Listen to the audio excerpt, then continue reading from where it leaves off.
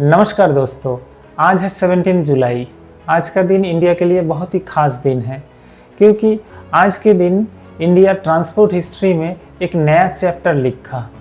Prime minister Modi ने हरियाणा के जींद से इंडिया का पहला हाइड्रोजन पावर ट्रेन को फ्लैग ऑफ किया। अब सवाल ये है कि ये सिर्फ एक इनागुरेशन है या इंडियन रेलवे का फ्यूचर का शुरुआत। सबसे पहले जान लेते हैं कि हाइड्रोजन ट्रेन होती क्या है।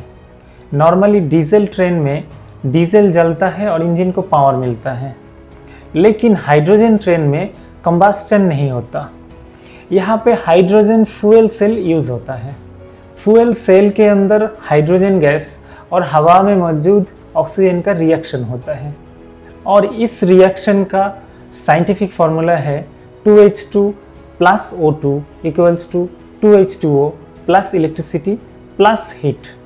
इस रिएक्शन से इलेक्ट्रिसिटी जनरेट होता है जो इलेक्ट्रिक इंजन को पावर देता है और एग्जॉस्ट से कार्बन डाइऑक्साइड नहीं, वाटर वेपर निकलता है।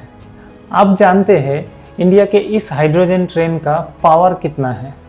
ये ट्रेन हरियाणा के जींद सोनीपत रूट पे चलेगी जिसका रूट लेंथ है लगभग 89 किलोमीटर और ट्रेन का मैक्सिमम स्पीड होगा 75 किलोमीटर पर आवर और पैसेंजर कैपेसिटी लगभग 2500। और इस ट्रेन का कॉन्फ़िगरेशन है 2 हाइड्रोजन पावर कार और 8 पैसेंजर कोच। ये इंडिया का पायलट प्रोजेक्ट है जिसके लिए हाइड्रोजन स्टोरेज और रिफ्यूलिंग इंफ्रास्ट्रक्चर का भी डेवलपमेंट किया गया है। अब यहाँ पे एक सवाल आता है दोस्तों, पूरी दुनिया हाइड्रोजन फ्यूल के पीछे क्यों जा रहे हैं? हाइड्रोजन को फ्यूचर फ्यूल इसलिए कहा जाता है कि अगर इसे रिन्यूएबल एनर्जी से बनाया जाए तो इसे ग्रीन हाइड्रोजन कहा जाता है और ग्रीन हाइड्रोजन का सबसे बड़ा एडवांटेजेस है zero carbon emission at the point of use. दूसरा, नॉइज़ पोल्यूशन भी कम होता है।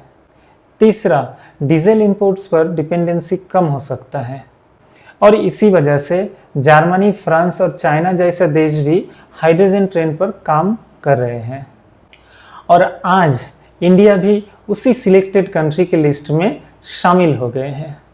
लेकिन यहाँ पे एक प्रॉब्लम भी है दोस्तों, अगर हाइड्रोजन इतनी ही परफेक्ट है तो हर ट्रेन हाइड्रोजन पर क्यों नहीं चलती? रीज़न है इसकी कॉस्ट।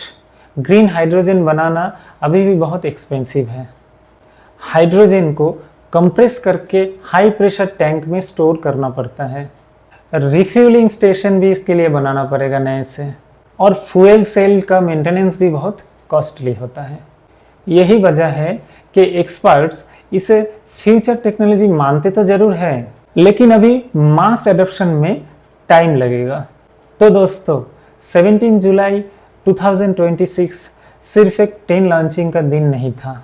ये इंडिया के क्लीन एनर्जी मिशन की एक इम्पॉर्टेंट शुरुआत हो सकती है। अब देखना यह है कि हाइड्रोजन टेक्नोलॉजी फ्यूचर में डीजल इंजन को रिप्लेस करेगा या नहीं, या इलेक्ट्रिक ट्रेन ही इंडिया का असली फ्यूचर रहेगा। आपको क्या लगता है दोस्तों? कमेंट करके ज़रूर बताइए। और अगर आपको ऐसा डीप रिसर्च वाला वीडियो पसंद है तो चैनल को सब्सक्राइब करना मत भूलिए। धन्यवाद।